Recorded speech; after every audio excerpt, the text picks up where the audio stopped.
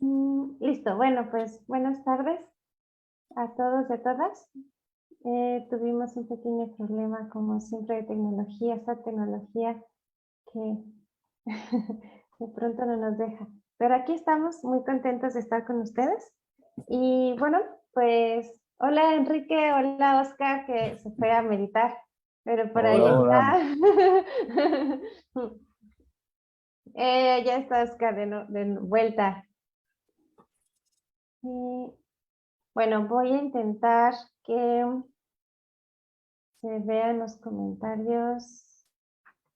A ver, déjenme ver si se pueden ver los comentarios. Bueno, si no los veo desde mi celular. Pues bueno, eh, muchísimas gracias por estar aquí. Gracias a los que se van conectando. Esto, ya veo por ahí algunas hojitas, así que bueno. Y mientras se van conectando los demás, pues les recuerdo el título de la plática, que es el efecto sanador de la visión clara.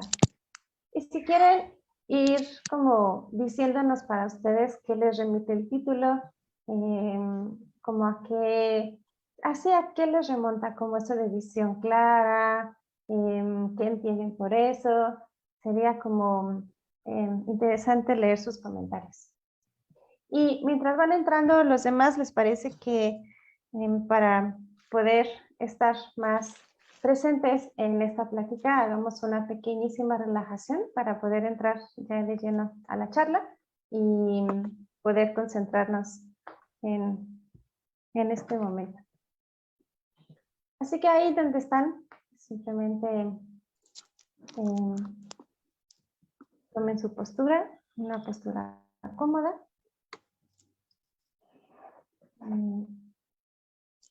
Denle la bienvenida a su cuerpo. Y pueden preguntarse cómo están en este momento. ¿Con qué emoción? ¿Qué sensación se encuentran el día de hoy?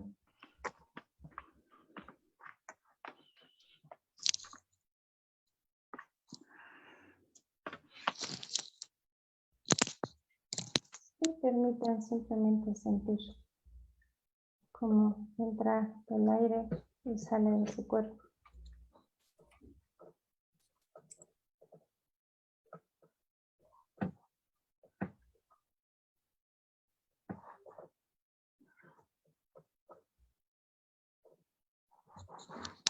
Dejando a un lado los pendientes, las tareas por realizar.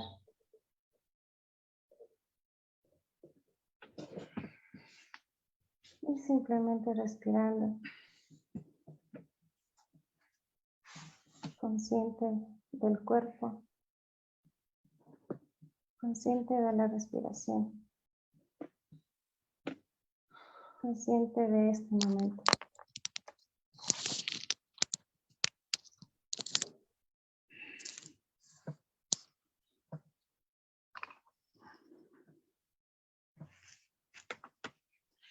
Y con cada exhalación, permitan que su cuerpo se relaje un poquito más.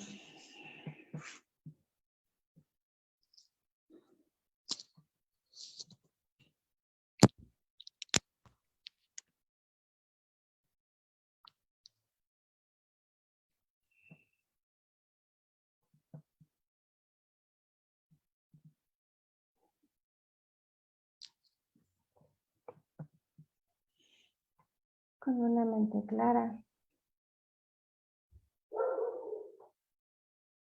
con una mente tranquila.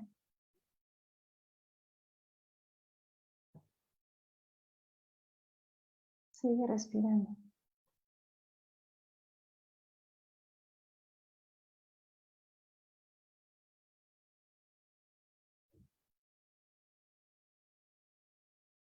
Y puedes preguntarte qué motivación tienes en este momento de estar aquí, en este espacio, sentado, sentada.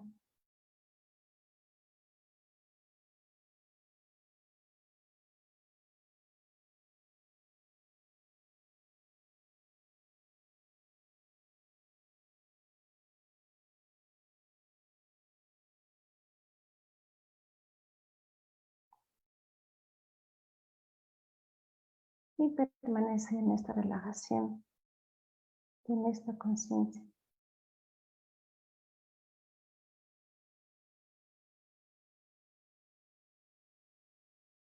Cuando escuches la campana, puedes dar por terminado este ejercicio.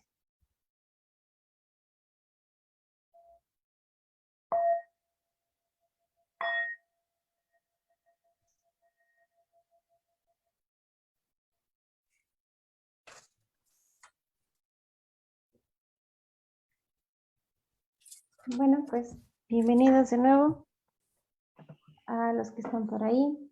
Por aquí ya vi un comentario. Hola Claudia, ¿cómo estás? Hola Juan, buenas tardes. Y bueno, pues les recuerdo el título, El efecto sanador de la visión clara. Y no sé, tenemos algunos problemas técnicos de conectarnos, así que no sé si Enrique me pidió si podía él empezar, por si se desconecta o pero, así de pronto, no sé, como tú me digas, Enrique. pero ya está bien, necesita, ya cambié de ¿Sí? teléfono y Ah, sí, bueno. este me dura como 10 horas, así que no hay problema. Ah, bueno, entonces podemos estar Como para largo 6, aquí. sí, Muy sí. bien. A mí me gustaría empezar quizá con una pregunta, como para poder empezar el tema. Y es, ¿qué entendemos por visión clara? O a ustedes, cuando quisieron como hacer este tema, para ustedes, ¿qué es la visión clara? Como para tener un poquito el contexto de, del tema, pues. Entonces, no sé quién quiera empezar.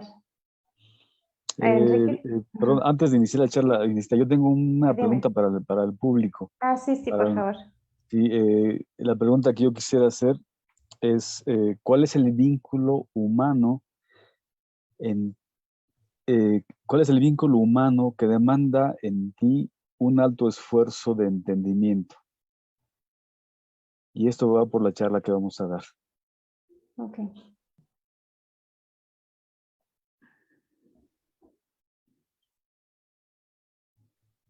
Les recuerdo que si quieren hacer comentarios, preguntas, lo que ustedes quieran, lo pueden hacer en el chat. Yo estoy aquí en el teléfono viendo sus comentarios al mismo tiempo, así que siéntanse libres de poder contestar la pregunta o lo que ustedes quieran. Y así podemos como charlar de una forma más amena. Así que bueno, pues ahora sí cuéntenme, para ustedes, Oscar, Enrique, ¿qué es la visión clara o qué es lo que entienden por visión clara? ¿Quién dice Maestro, yo? ahora sí que podrías Oscar. repetirnos la pregunta. ¿Cuál es el vínculo humano que demanda en Que, ti? que demanda en ti un alto esfuerzo de entendimiento Ajá, o comprensión. o comprensión. Muy bien. Ajá. Adelante. Ok.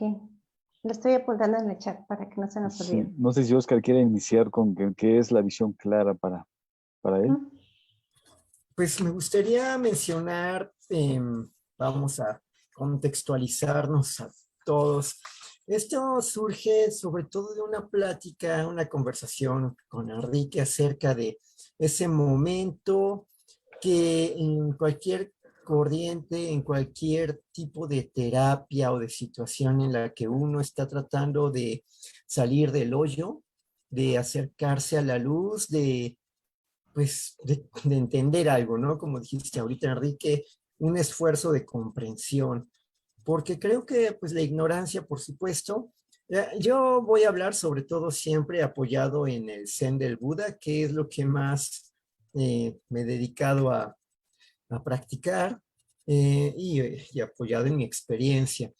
Y esto fue muy interesante porque tú, Enrique, comentabas algo acerca de cómo alguna persona trata de acercarse a su conciencia. En especial me gusta esa forma en que tú lo dijiste.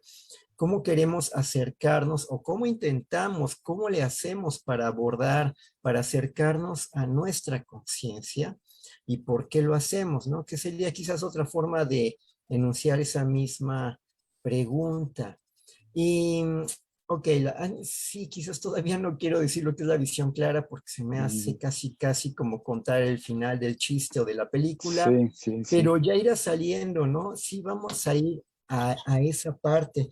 Primero, pues, ¿por qué queremos esa visión clara? ¿A qué llamamos visión clara? Y pues bueno, yo comenzaría quizás señalando el hecho de que en general una persona lo que hace, lo que hacemos es luchar contra un sentimiento que algunos han identificado como miedo a la muerte y otros en su momento, en particular en este periodo del existencialismo, ubicaron como que más que un miedo a la muerte es un miedo al vacío. ¿Tú cómo ves, maestro? ¿Qué dices? Bueno, Tú. sí. Yo Ujú. también quisiera reservarme esta respuesta para el final, porque Sí, creo que de lo que vamos a hablar es de eso. Pero es como que exponer todo el tema ahorita y resumirlo. Entonces yo creo que se perdería el encanto. Entonces al final pudiéramos hacer un resumen e incluso pudiéramos invitar a las personas que nos escuchen a ayudarnos a dar como ¿cómo diríamos? Como una comprensión de lo que pudiéramos entender, de lo que es la visión clara. Quizá nos demos cuenta que es una noción muy común solo entre nosotros, no nada más que quizá no nos detenemos como a definirla en palabras y componentes. Entonces, si están de acuerdo, yo me la reservo para el final. Y pues cierto, sí, tiene mucha relación de lo que vamos a hablar. El insight tiene relación precisamente con contactar el vacío, contactar lo real. Entonces, por ahí va. Es un tema, yo creo que todos los temas son muy interesantes. Y si nos detenemos a pensarlos, pues quizá nunca los abordemos, pero sí en su totalidad, pero sí al menos tener un ligero entendimiento de a qué nos enfrentamos como humanos, qué puede defragmentar o qué puede fragmentar nuestra conciencia. Hay conciencias o hay yos escindidos, ¿no? Hay yos o conciencias que terminan en la locura. Son episodios, a veces vienen episodios muy turbulentos, muy fuertes, que de pronto nos fragmentan. Entonces, el insight pues va por ahí ahorita. A mucha gente le da, teme, ¿no? Pero ahorita vamos para allá. Entonces, no sé si quieres que empezamos con Sí, sí, hablar. Empecemos. ¿Quieren que empiece yo o empieza Oscar? sí. Maestro, ¿tú cómo ves? ¿Empiezo yo? Ok. Bueno, perfecto, sí. ya lancé mi pregunta. Entonces, insight. Insight es una palabra, el idioma inglés, y así brevemente sería como in, dentro, sight, visión. Estar dentro de la visión o trabajar con la visión. Entonces, hablar de insight es tratar con tiempo y espacio. Eh, es tratar con la disposición de la psique a enfrentar la realidad con sus consecuencias, a sentir el cuerpo y a doblegar el yo. Desde el psicoanálisis se dice que el sujeto toma conciencia de algún aspecto de sí mismo. Se busca interrogar y definir ante un tembloroso y exigente problema en la esfera de los desacuerdos humanos, y es conveniente que le dedique un tiempo. Como consecuencia de esto se adquiere un conocimiento nuevo y diferente que hasta entonces no se sabía. Se hace visible lo que estaba latente, pero solo son retazos de una verdad profunda. Es decir, el insight que en ningún momento va a pretender abarcar la totalidad del ser. Nos va a dar pedacitos solamente.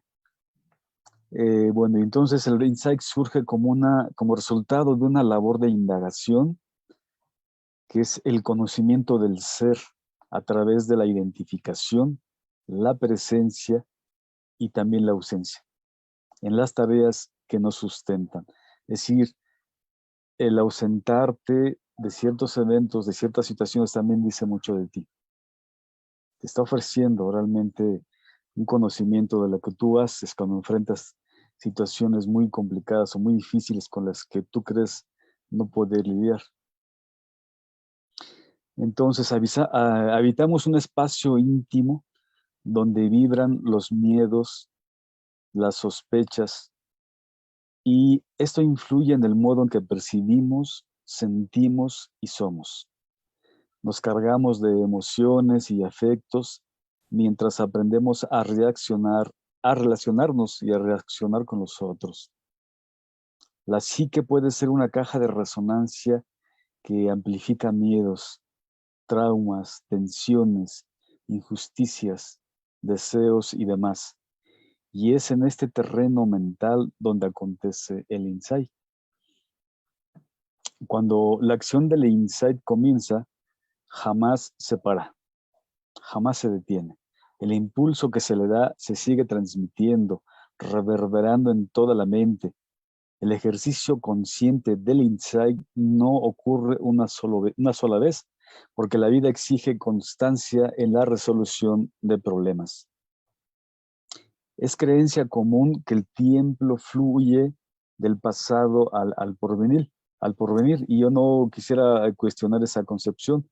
Mejor aún, recurro a ella para erigir mi propuesta de insight. Bueno, hay quienes prefieren acortar las distancias y en lugar de hablar de pasado, presente y futuro, utilizan el ayer, el hoy y el mañana, o lo que pasó, lo que está sucediendo y lo que puede pasar. Esto porque, bueno, acordamos de que vamos a hablar de tiempo, ¿no? El presente es consecuencia de un pasado genealógico, es decir, el pasado siempre es presente. Cuando enfrentamos un problema, su origen se emplaza en el pasado. Al manifestarse, este revela la existencia de tensiones y desgajes en el presente. Son residuos de un tiempo roto que anuncian la lenta cancelación del futuro y convierte al sujeto en el representante de un tiempo fragmentado. Estos emplazamientos son físicos, mundanos o sagrados, lugares de significado, territorios de lo mental, cultural y político. Es decir, mucho del insight lo vamos a resolver de manera mental. El pasado ha dejado de existir, pero se mantiene operativo como virtualidad. En algunos casos puede volverse una traumática pulsión de la repetición, para citar una frase del psicoanálisis, que es un patrón de consecuencias nada gratas para aquellos que tienen la mala fortuna de quedar atrapados en las arenas movedizas del pasado. El pasado y el futuro solo pueden ser tratados de manera virtual. En algunos casos, la recreación de los recuerdos sucede con claridad. En otros puede ser que se corrompa. La proyección a futuro puede estar matizada por inseguridad o algún miedo. De esta forma, entonces, se abre paso a la subjetividad. Ese es otro de los puntos cruciales cuando trabajamos insight, lo subjetivo. ¿Qué tan real, qué tan cierto son tus recuerdos? ¿Y qué tan efectivos pueden ser tus proyecciones? Reducir, aquí viene otro problema también importante, reducir a lo actual fragmentos del pasado y del futuro puede ser liberador, pero también puede provocar la agonía del momento presente que todos conocemos muy bien. Se desata la angustia, la furia, la tristeza y más. En un ambiente terapéutico hay quienes deciden no continuar. Los detiene el sufrimiento. Otros se atreven y el panorama cambia a mejor. He tenido casos en que las personas me dicen, yo no quiero tratar esto, no quiero tratar del pasado, esto que me sucedió para volver a trabajarlo. Y entonces se van de la terapia. Otros deciden quedarse y bueno, pues van a enfrentar toda esa carga de emociones tan difíciles, pero que si lo hacen, las cosas mejoran, las cosas porque vamos, la única manera de enfrentar el pasado pues es seccionando, traer al presente. Y aquí viene esta palabra que me gusta, es de Derrida. Bueno, dice, la disolución, o quizá mejor la resolución del pasado, y del futuro en el presente restablece la continuidad temporal y supera el tiempo descoyuntado. Esa es la frase de Derrida, un tiempo descoyuntado. Y es además una manera de construir una esperanza que está siendo engendrada. La segmentación del tiempo se usa por hábito cultural. Quizá podría pensarse mejor como un flujo del aprendizaje, un recurso útil para aquellos desertores del pasado y codiciosos de un porvenir. Podría pensarse que el insight brota de manera súbita. Lo que hay más bien es un arduo trabajo de entendimiento y reacomodo de sentimientos y de esos pensamientos que parecen recorrer distancias estelares en la soledad de la mente. Hay algo que es persistente en nosotros, exige presencia y siempre quiere estar presente. Es ese yo que es funcional, pero su uso indiscriminado como otorgador o no de la transformación dificulta todo avance. El yo es uno de los eventos que acontecen en la psique que a veces impide que haya un progreso, una progresión de la conciencia a resolver, a disolver.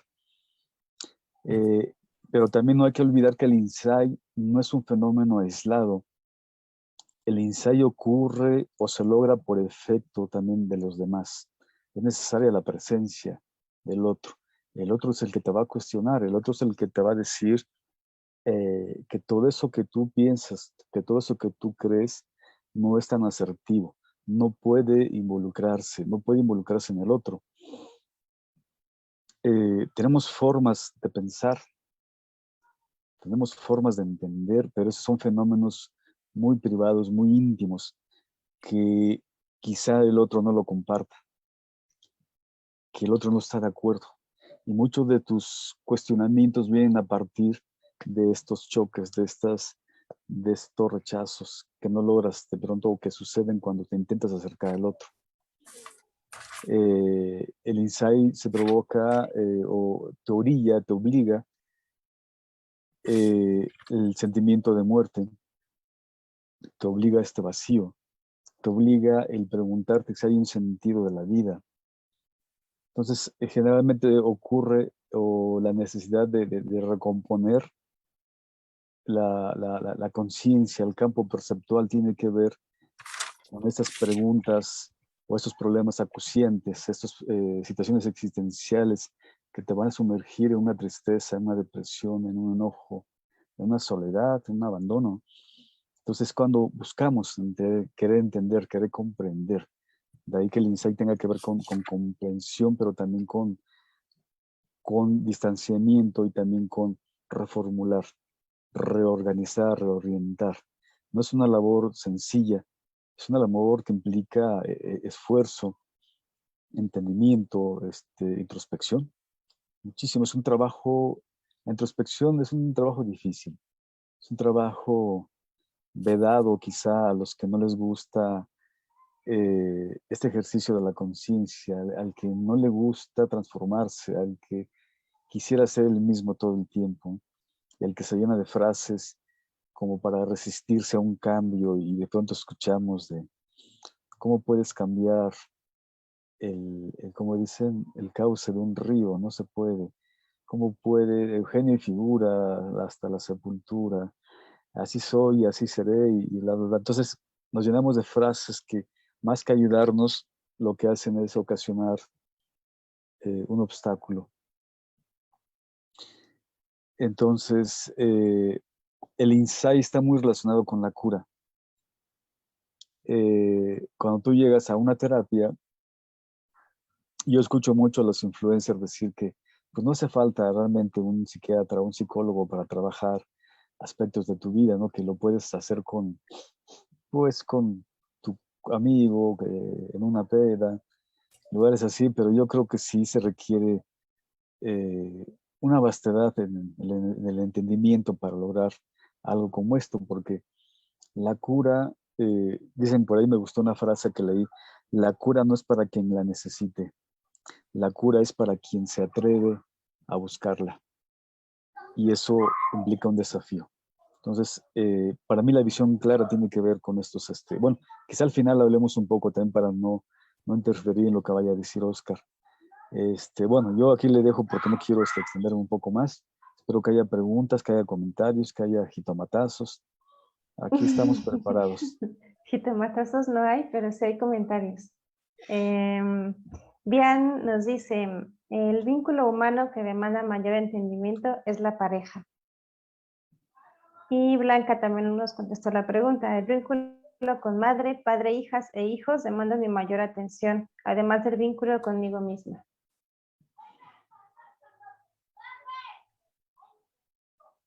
Y sí. Y bueno, pues bienvenidos y bienvenidas a los que se van conectando. Blanca, hola, ¿cómo estás? Y Oscar, ¿algo querías decir? No, me está muy interesante lo que dicen, lo que dices, Enrique. También quiero escuchar ahorita qué dices tú, maestra. Pues son muchas cosas que apuntas tú, Enrique, déjame ver. De entre lo que dices, primero esto de quiero regresar, rescatar esta parte de que el insight continúa. Esto pensaba hoy y lo pienso con frecuencia. Ok, insight es una palabra, bueno, yo con mi manía de traductor, esa, igual que algunas otras palabras, son algunas que he querido cambiar. De hecho, recuerdo ahora una vez un maestro al que traduje su libro, la editorial le puso percatación, porque así había sugerido otro maestro por ahí. Pero a mí tampoco me gustaba esa palabra porque no existía, ya parece que la academia la aceptó. Y en algún momento yo sugerí visión, cuando el libro ya estaba editado. Y este autor de inmediato brincó, "Bueno, pero bien, dijo, eso es visión, es más, quiero cambiar mi propio título, que sea visión". Él mismo quería cambiarle Insight a Vision o a Visión. Y sí, creo que también me empujó un poco más a mantener visión. Siempre que puedo, me gusta decir las cosas en español. Claro, yo sé y yo sé que en la psicología se usa mucho insight. También lo encuentro con frecuencia en la literatura budista, en la literatura bueno, sobre todo budista, antes de meterme a cualquier otra tradición. Y y el hecho de que continúa, que es lo que ahorita quiero retomar. Un primero, ok, en cuanto a la visión clara. De la visión clara me gustaría decir algo así como para empezar a meter los pies ahí. Eh, Visión clara es una palabra que me gusta, un término que me gusta para definir no solo lo que es insight, sino lo que la misma tradición budista y otras tradiciones espirituales, sobre todo venidas de Oriente, llaman iluminación. Y que creo que es una pena, por una parte, que sea tan divinizada o vista de una manera tan abstracta, porque lo considero algo que es más accesible a nuestra experiencia, es continuo. Como dijiste, insight. La palabra en japonés, ya para ponernos multiculturales, para la iluminación, bueno, una de las dos más comunes es Satori. La habremos escuchado porque no es tan extraña. Y Satori tiene un poco más ese sentido de esa visión, ese momento en que vemos algo con claridad. Y esa visión, ese Satori, no es que de pronto ya vi y ya me iluminé, como esta idea que hay de la iluminación completa y perfecta, que uno cree que la iluminación es de pronto ya todo cambió en mi vida y estoy instalado en la visión clara para siempre. La experiencia, sobre todo desde el Zen, es que esa visión hay que madurarla. Todos hemos tenido alguna visión, una comprensión. Llega un momento en que algo nos queda claro, nos cae el 20, captamos una cosa y eso, si tomamos notas, si seguimos obsesivamente a veces incluso, pero si seguimos trabajándolo en nosotros, ayuda a que caiga otra visión, otro Satori, otro momento en el que yo me estoy conociendo. Entonces también ahí, cuando hablas de pasado, sí, que hay de afín en esta otra tradición, pues el hecho de que el pasado, estas ideas de vidas pasadas, es también algo más sencillo que eso. Es el simple hecho de que las memorias o las experiencias, todo lo que he vivido, se va a repetir de alguna manera. Se le llama formaciones del karma. Y eso va a estar apareciendo en mi cuerpo y en mis emociones, en la mente, en la conciencia física y mental, una y otra vez, queriendo revivir, renacer o temiendo que algo vuelva a suceder. Entonces, toda nuestra experiencia, en efecto, aunque parece el presente, en realidad es una referencia constante a lo que ya conozco, ya viví. Percepción, percepción. Y eso me recuerda algo más que tú también comentaste cuando hablábamos de esta idea, de este tema, de tú, Enrique, decías algo así como el giro perceptual, estabas buscando cómo llamar ese momento en que alguien ve con claridad, ¿no? Ese, pues no era giro, usaste otra palabra. Giro en realidad es una palabra más común en el Zen, el giro en el asiento de la conciencia. Y, y bueno, tocas otros temas, pero ahorita vuelvo a ellos, que tampoco quiero acaparar el micrófono, pero lo que hablabas de las proyecciones subjetivas, el sujeto, y algo que yo creo que es clave, que en el Zen se ve precisamente en el Zen del Buda, que es el problema, y es que nos olvidamos de ver ese sujeto por estar viendo los objetos que le dan vida.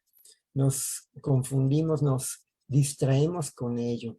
Y también hablas de la esperanza, y es otra cosa que la tradición del Zen del Buda, pues ve con cierto recelo.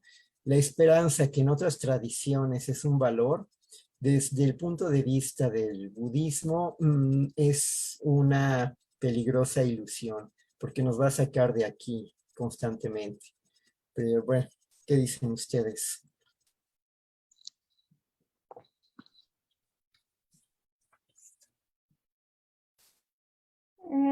Bueno, ya puse aquí en el chat, pero recuerden que si quieren hacer comentarios, los que nos están viendo, para que sea más dinámico o preguntas, lo pueden hacer. Ustedes, adelante. Sí, bueno, el tema de la esperanza, sí. Borges decía que hablaba de esa banalidad de la esperanza, ¿no? Ujú. Pero generalmente en terapia hay algo que se llama la trampa psíquica, la trampa mental. A veces la persona por sí misma le faltan recursos para salir, ¿no? Para proseguir. Yo hablaba de este momento de enfrentar, de pronto estás en una relación o de pronto estás en la vida y sabes que te vas a morir. Enfrentarte a ese vacío de la muerte es algo fuertísimo para muchas personas, ¿no? Hay personas que no se van a querer vincular con un tratamiento. Entonces, una persona que está de este lado, que conoce un poco la dinámica de la psique, tiene que ver la manera de que esto suceda.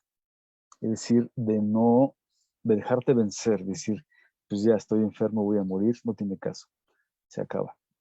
Entonces, hay elementos que te vuelven a la lucha, que te devuelven un poco ese coraje, es decir, como no, las cosas pueden ser distintas, las cosas pueden ser diferentes. O estás en una relación y te ha ido mal, y te ha ido mal, y te ha ido mal, y de pronto dices, no, pues ahí queda, ¿no? No quiero más relaciones. Parece que las personas todas son nefastas, solamente llegan y a ver que te roban y que te saquean. Pero entonces es también poblar, decir, ok, no todo es tenebroso, no todo es trágico, no todo es el vacío. El vacío está hecho para poblarse. Esa frase me gustó mucho cuando la leí en el budismo. Alguien me decía, el vacío no es el vacío, no es la nada. El vacío principalmente está hecho porque tú puedes repoblar ese vacío. Entonces, en una situación, una sensación de vacío con una persona, él debe tener esa noción, esa idea o pues vamos a llamar esperanza porque no encuentro ahorita la otra palabra, de decir, sí, las cosas pueden ponerse mejor, ¿no? Lo voy a intentar. pero obviamente no es la esperanza, no en, como un evento que sucede de manera fortuita, ¿no? Te vas a ganar la lotería, claro, si compra tu melate y llevas 20 años comprándolo y nunca te lo vas a sacar, es algo muy difícil. Pero si tú trabajas, en este caso, una enfermedad o una relación, y sabes que si tienes un cáncer, te acaban de diagnosticar un cáncer, y si tú mueves la dieta y dejas el azúcar y dejas los refrescos y te apartas de las carnes y de los lácteos y haces ejercicio y te pones a comer verduras y llevas una dieta estricta, hay una esperanza de vida, hay una esperanza de estar mejor. Y mucha gente lo consigue, ¿no? Precisamente porque dijo, sí, ahí está. Entonces la esperanza manejada como algo que tú vas a poder, que estás engendrando, como decía aquí en el texto. Estás de pronto evocando un pasado, porque el pasado viene a hablar mucho de ti. En psicología se hace una historia clínica para saber cuáles han sido tus patrones de conducta.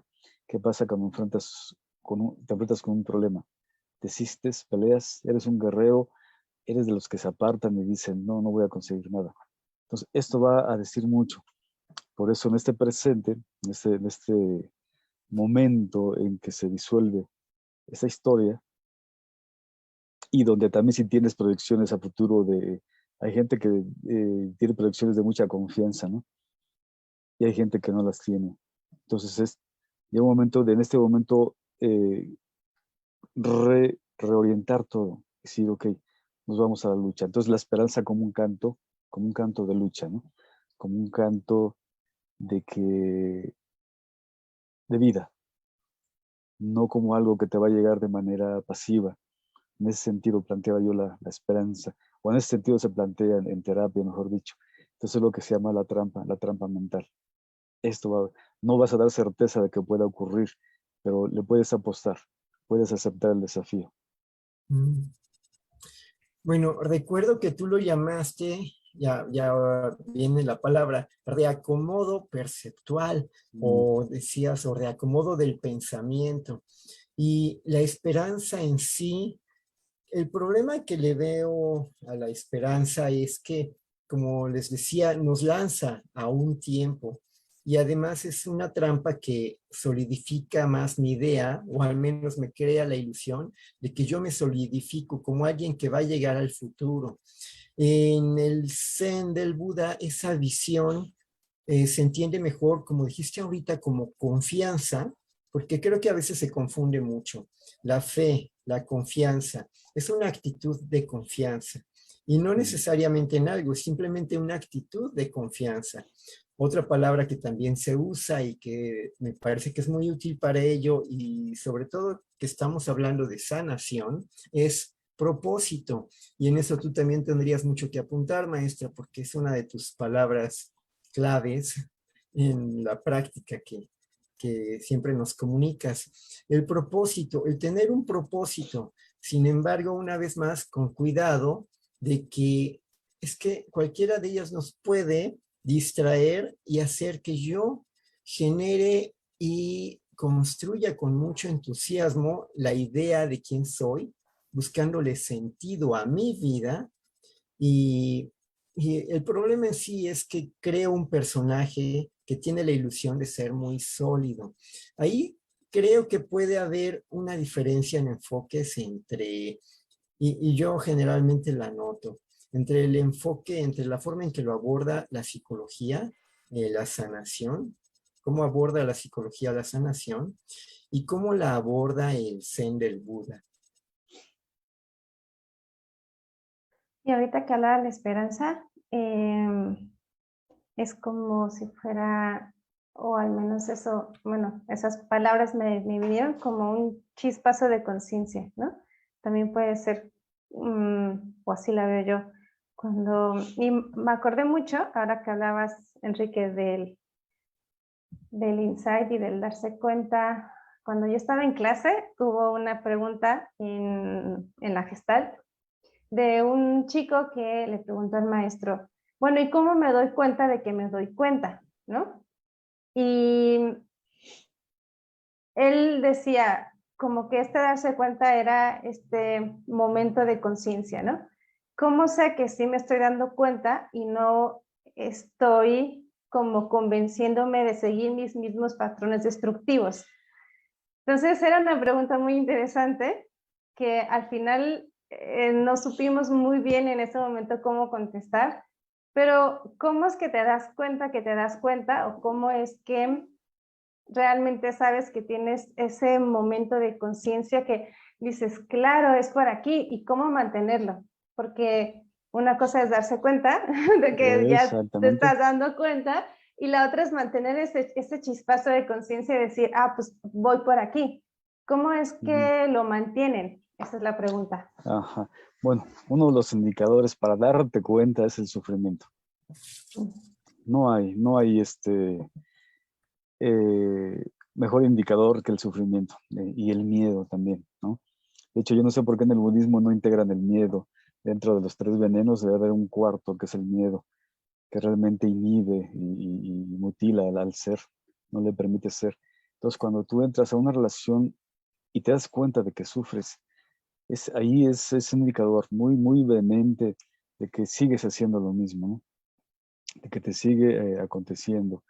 Me decía un chico el otro día, oye, pero voy a iniciar una relación, pero tengo miedo de que vuelva a pasar lo que me sucedió anteriormente.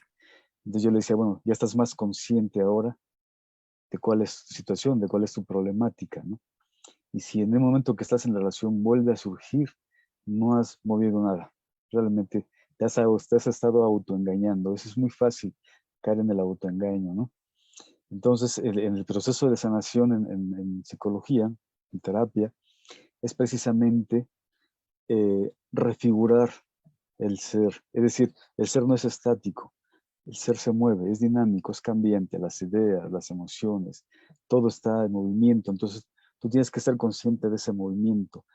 En el momento que tú te estancas, empieza el proceso de enfermedad, empieza un proceso que se llama neurosis, porque tú quieres que las cosas sean como tú las piensas, como tú las imaginas, como las has concebido.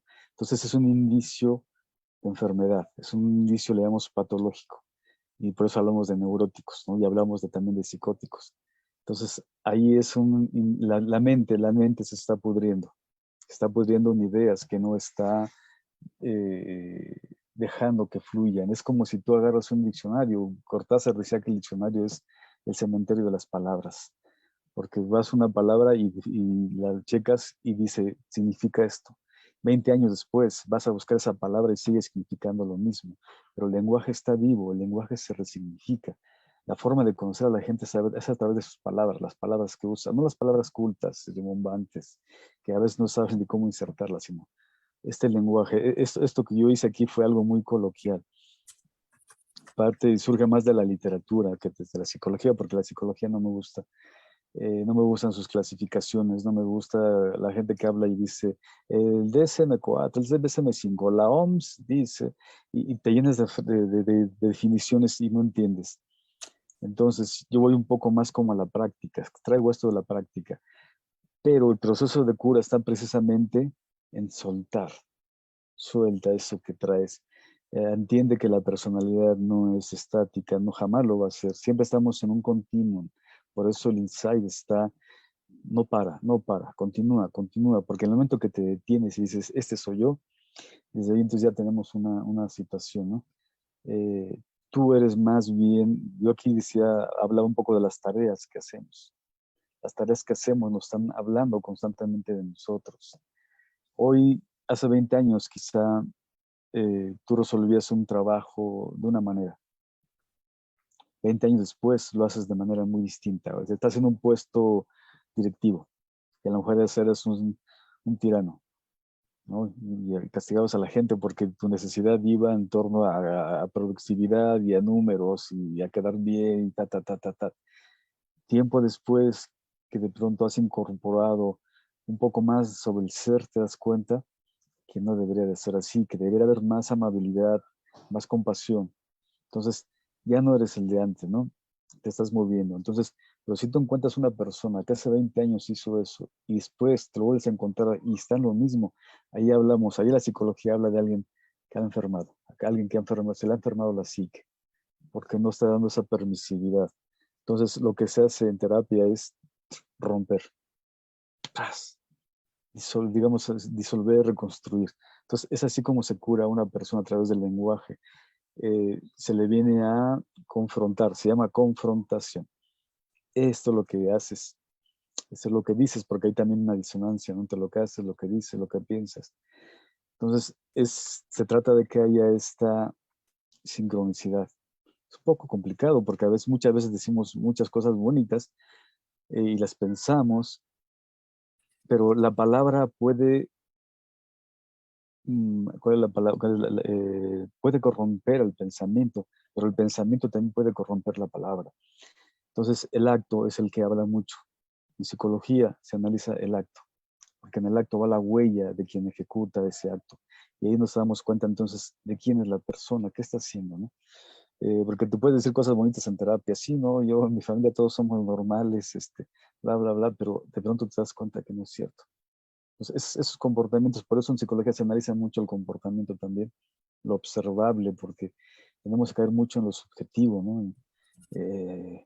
Hacer interpretaciones, que hace mucho en el psicoanálisis, está lleno de interpretaciones, y viene, todo sale de lo que tú percibes, pero lo mejor es escuchar al paciente, que él hable, que él diga, que él se proyecte. Y ahí, claro, no se habla directamente ahí de una enfermedad, ¿no? Se habla más bien de que las palabras, de que el acto está siendo, se ha desvirtuado. Entonces, si estás en esa búsqueda de humanizarte, si estás en esa búsqueda de ser una persona compasiva, tienes que reorientar tus instintos, tus deseos, y darte cuenta que realmente no son no deben ser tan importantes para ti, sino que, porque el deseo siempre va a involucrar a otro, ¿no? El ejercicio del poder va a involucrar siempre a otro. Debe haber una víctima para un victimario, entonces mejor darte cuenta que estás tratando con seres humanos. Entonces es un proceso interesante. A mí la psicología me gusta mucho cómo trata el proceso de cura, ¿no?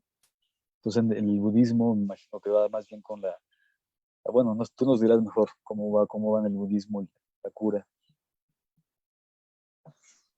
Bueno, la idea de la cura es también otra ilusión y otra esperanza cuando uno llega a esa visión clara, porque el maestro, el Buda, insistió en que viéramos, y es súper importante, esto es básico para poder llegar a esa visión clara, ver, como se le dice, la verdadera naturaleza pues la verdadera naturaleza. Tiene tres características la verdadera naturaleza de la existencia, de todas las cosas, de hecho.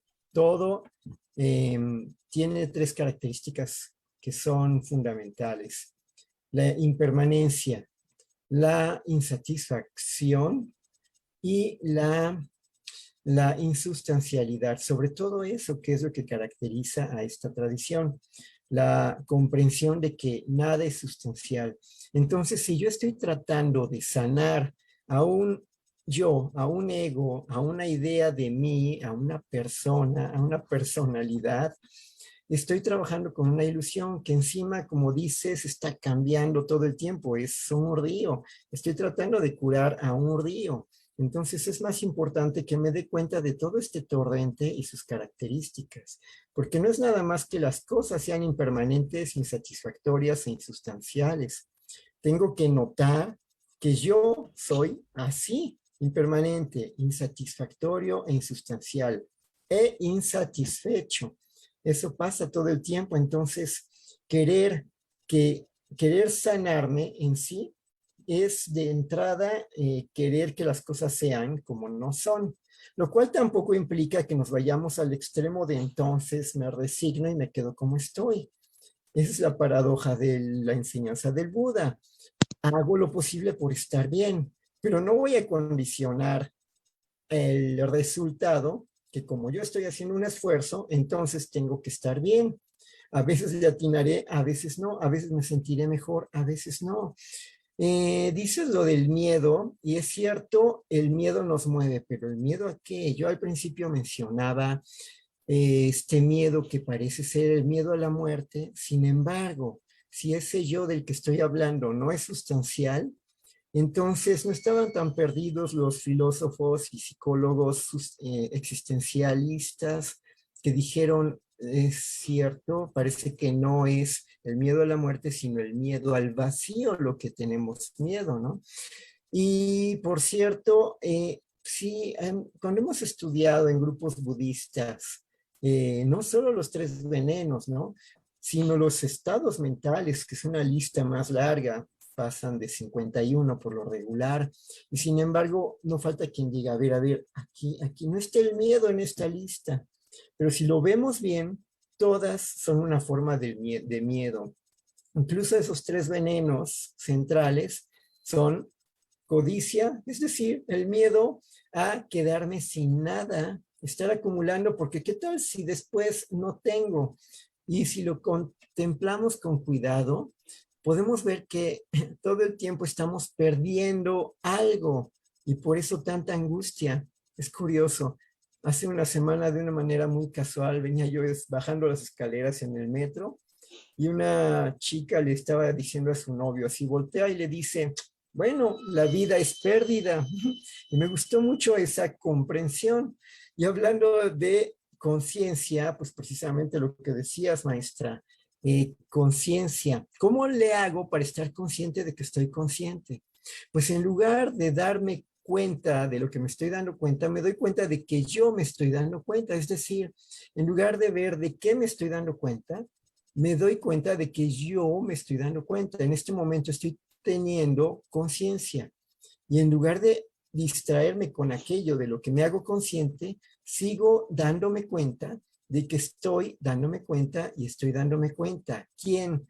Este que de pronto se hizo consciente y para sobrevivir maneja el mismo truco de siempre. Si toma la conciencia y dice, yo ya me hice consciente. Y entonces elaboro sobre eso de lo que me hice consciente. Pero al final de cuentas lo importante es que le dé continuidad a eso. En el budismo se llama samprayana, es decir, continuidad de lucidez. Mantenerme lo más lúcido posible el mayor tiempo posible, puesto que como yo es un destello, entrenar el que el momento siguiente mantenga la lucidez y otra vez lucidez y lucidez, mantenerme claro, otra vez, mantener la visión, eso, mantener visión clara. Eso es pues otra forma de decir cuál es el ejercicio de la práctica de la meditación. Y eso en sí, el hecho de que yo me dé cuenta de que las cosas son como son, impermanentes, insatisfactorias, insustanciales, y de que me dé cuenta de que yo no me satisfago y que siempre estoy preocupado por algo y que las cosas, empezando por yo, no duran, que cambian, eso puede ser muy sanador. Aunque bueno, aquí yo veo algo de la paradoja del budismo y bueno, lo de recurro un poquito a Paz. Paz decía que lo que hacía el budismo era robarle la humanidad al ser, ¿no? No lo dejaba realmente, lo sacaba de un contexto pues, silvestre en el que vivimos para citar un nivel de Dios. Entonces decía, ¿quién de los humanos puede aguantar tanto vacío? ¿Quién de los humanos? No hay humano, no hay mente que resista tanta insustancialidad y permanencia. O sea, el hecho de no ser ya es una angustia. Entonces decía, creo que a veces la cura sale peor que el remedio, decía, porque solo alguien muy ducho, muy besado, y ni eso, porque creo, quién sabe si hay alguien practicante dentro del mismo vivo que diga yo puedo soportar esas dosis altísimas o todo este vacío. Es como quizá enfrentarse, alguien ponía un ejemplo, es como llegar de pronto al espacio y de pronto es que te desprenden los cables, ¿no? Y te vas a la nada. ¿Cuál será la angustia de pronto de no ver luz, de no sentir el aire, de no escuchar nada de eso?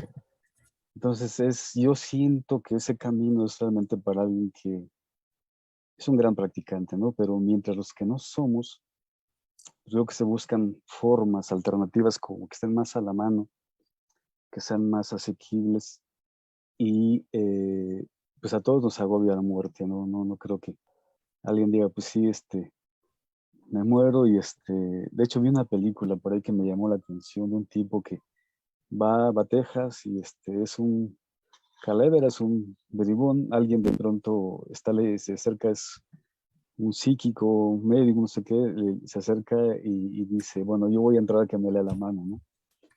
Entonces el tipo de pronto ve y se angustia y no le dice nada y le devuelve su dinero y el otro se va, pero está intrigado y regresa porque quiere saber, de pronto le detectan un mal en el corazón, se va a morir y él no sabe si sobrevive o no, pero vale y dice, ¿sabes qué? Llegando la nieve te mueres, ¿no? Llegando la tormenta se acabó todo, no hay recuerdos, no hay nada más. Entonces entra en un problema bien tremendo porque él sabe cuándo va a morir. Él sabe que la muerte ya está anticipada, ya está señalada, ¿no? Y luego empiezan a ocurrir un montón de cosas tremendas, siniestras, horribles, de muertes y todo. Y al final alguien le dice, ¿qué tan cierto es esto? ¿Qué tan real? ¿No? Y, y bueno, el tipo al final muere, pero la gran pregunta fue esa, ¿no? ¿Qué tan real? O sea, ¿qué tan conseguible, qué tan asequible es lo que alguien te propone también? A veces hay que ser escéptico, hay que preguntarse. Aquí una frase muy buena de Carl Sagan decía que si no hacemos preguntas escépticas, vamos a estar siempre a disposición del próximo charlatán, del próximo líder religioso, del próximo usurpador. Entonces, a veces también conviene, a mí me gusta mucho el budismo, pero yo sí le cuestiono muchas cosas. Pero bueno, finalmente tiene que ver mucho con una identificación. Nos estamos identificando, ¿no? Eso de que no estamos libres y solo estamos conscientes, yo creo que no, porque el mismo budismo es una identificación. Al momento que tú hablas de un budismo y de la impermanencia, te estás identificando con esas cosas. Entonces ahí hay un ser que se identifica. O sea, no hay un ser ajeno. Un ser que fuera finalmente ajeno a eso, que no se identificara, simplemente la vida transcurre. No se preocuparía simplemente por saber si es impermanente o no es impermanente, si va a morir o no va a morir. Simplemente se deja ser, ¿no? Entonces sí es un poco complicado soltarse de esa situación. Entonces por eso siempre como que estamos buscando un referente. Yo me gusta emplear esa palabra, referente. Estamos referenciándonos siempre con algo. Entonces la personalidad te identifica si te desidentifica, ¿no? Hoy te gustó la religión católica y quizá mañana otra práctica y así, ¿no? Pero siempre hay algo detrás de ti que dice yo soy tal, ¿no? Yo soy psicólogo, yo soy budista, yo soy la escuela Nikmapa, X, pero ya implica eso que hay una identificación, ¿no? Y ahorita que hablaban de propósito, cuando Oscar hablaba de propósito, me parece que aquí puede caber muy bien, porque por eso yo soy tan insistente también lo llamo motivación, en encontrar esta motivación y seguirla. Porque cuando creemos que no hay ser que pueda vivir este vacío, que pueda ser espiritual o que pueda ser consciente todo el tiempo, no lo sabemos, ¿no? Obviamente. Pero me acuerdo mucho de una cosa que mi hermana me dijo un día, cuando yo le decía, oye, pues para el estrés, ¿por qué no meditas? Y yo le decía, ¿no? Como para que estés más relajada o para que estés más consciente y tal. Y ella me decía, no, eso es para gente iluminada, eso no es para mí, ¿no? Y hay muchísimas personas que me han dicho esto, ¿no? Yo tengo 2 hijos, yo tengo que hacer estas cosas, a mí no me da tiempo de darme cuenta de nada, ni de esas cosas. ¿Para qué me esfuerzo si no lo voy a conseguir, ¿no? Y esa era como un poco la mentalidad que tenían muchas personas con las que yo he hablado. Y me parece que al tener esta motivación, no piensas tanto en el final, o sea, no piensas tanto en si lo voy a lograr, no lo voy a lograr, seré capaz de tener este vacío, seré capaz de darme cuenta, seré capaz de mantenerme en este espacio negro sin nada a lo que aferrarme. No lo sé, pero lo intento y lo sigo y lo sigo y lo sigo cada día, ¿no? Por eso la motivación a mí me parece crucial, ¿no? Porque cuando uno la tiene, cada día es como si la volviera a agarrar y caminara con ella, ¿no?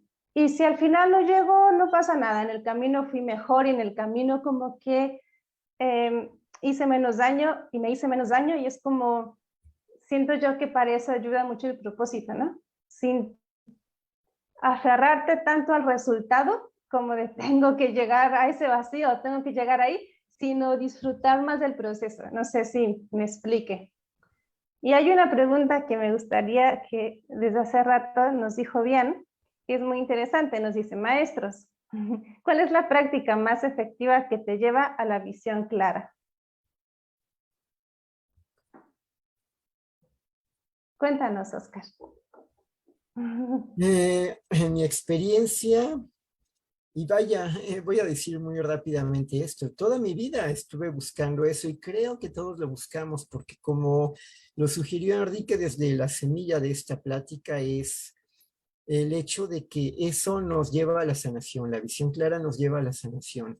Yo lo busqué en todas partes, en la poesía, en el fútbol, en la filosofía, en la música, en la psicología, pero había una constante, no duraba, se caía, se oscurecía, tenía que volver a pescarla, tenía que apuntármela, tenía que darle continuidad a ello. Por eso digo, continuidad a ello.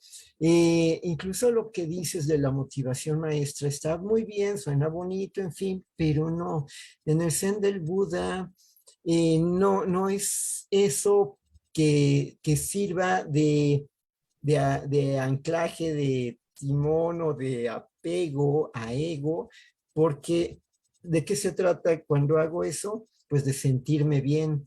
Claro, insisto, no es ir al extremo de sentirme mal, es de darme cuenta que yo siempre está tratando de sentirse bien.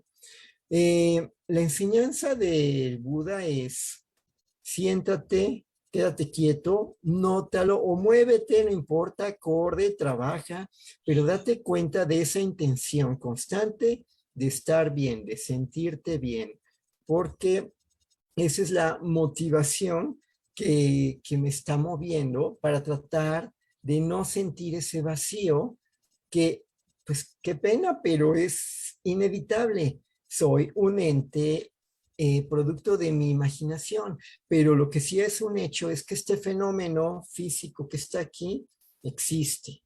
Ajá.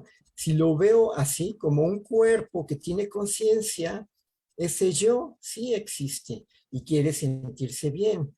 Pues hago lo posible por estar bien, pero acepto que habrá momentos que sí, momentos que no, momentos que sí, momentos que no. La cosa es que no podemos apoyarnos en una fórmula, en una idea, en una frase, en una filosofía que tenga éxito en ese sentido. Lo que tiene éxito, que me sirve bien, es este yoga, esta práctica, lo que el maestro llamó atención plena, estar plenamente consciente del cuerpo y de la mente, saber que son dos fenómenos o un fenómeno con diferentes aspectos que está todo el tiempo ahí. Por ejemplo, ahorita tú mencionabas esto y tú también, Enrique, hablabas de esta persona que dice, quiero iniciar una relación y va a iniciar su romance, pero no, pero tengo miedo de que pase esto y aquello. Pues ni modo, tengo que ir, aventarme a eso, aventarme a este negocio, aventarme a la vida a cada instante, consciente de que tengo miedo, y de que tengo miedo, y de que tengo miedo. Y voy a cargar con ese yo que se produce instante tras instante y que tiene miedo, que siente inseguridad, que le gustaría tener algún compromiso por parte de la vida. Muy bien, me doy cuenta que me encantaría tener eso y ahora aviéntate, ahí voy. ¿Qué va a pasar? Lo que pueda pasar. Y lo puedo hacer con fe o con miedo. Y lo que hago es tratar de tener más fe que miedo, que son opuestos. Si tienes fe, por un momento apagas el miedo. Es una luz que disipa la oscuridad. Y pues entonces, yo, a mí lo que me ha funcionado es esa práctica que calla un poco al yo miedoso, que lo quita del timón, lo quita del volante y le dice, bueno, muy interesante tu preocupación y ahora vamos a dejar que el corazón nos guíe sin estar parloteando.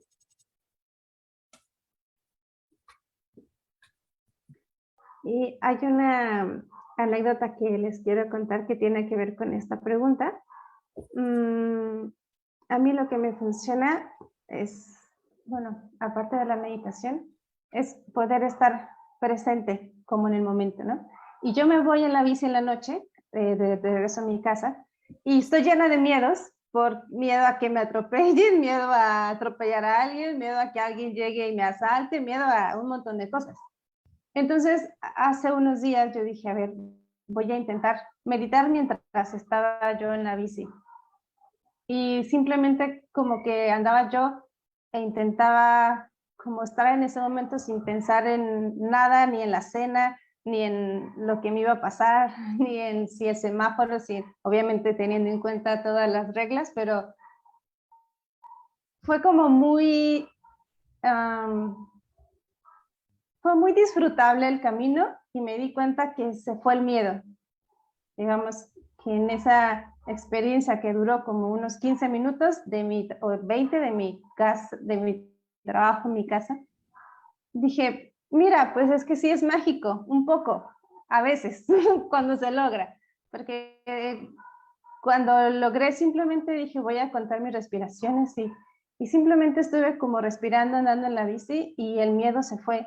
Entonces me parece que a veces un poco la práctica es simplemente estar con lo que hay, ¿no? A veces se puede lograr más fácil que otras, ¿no? Pero eso es lo que a mí me ayuda como a poder quitarme de tanta maraña también mental, ¿no? Y poder tener más como esta visión clara. Y Enrique, ¿quieres ir cerrando para poder iniciar la meditación? Como ven, como ustedes me digan. Pues yo ya estoy, ya lo que creo que tenía que decir, ya hasta ya lo dije, gracias. Si alguien más de ustedes quiere agregar algo, pues ya para prepararme yo para la meditación. Bueno, yo Maestro. solo diría que, pues que sí, la visión clara es el inicio de la sanación. Em, pero al final de cuentas, una cosa es la iluminación, la sabiduría, la visión clara, la conciencia, sinónimos. Me voy a quedar con visión clara.